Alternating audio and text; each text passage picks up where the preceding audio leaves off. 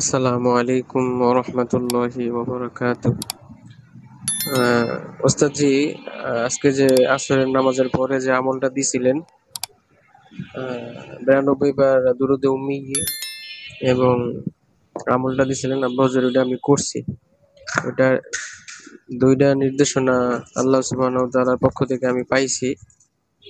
আর দুইটার একটা হলো ইনশাআল্লাহ, আমলটা শেষে আমি যখন বসছি তখন আল্লাহ সুবহানাহু ওয়া তাআলার পক্ষ থেকে আমরা জানাই দিছে হযরতে ঈসা আলাইহিস সালাতু সালাম এর সাথে বা ওনাকে যে মোহাব্বত করেন, যে মাসান জিন্নাতের যে গ্রুপ, ওনারা আমার কাজে সাহায্য করবেন বা সহযোগিতা করবেন।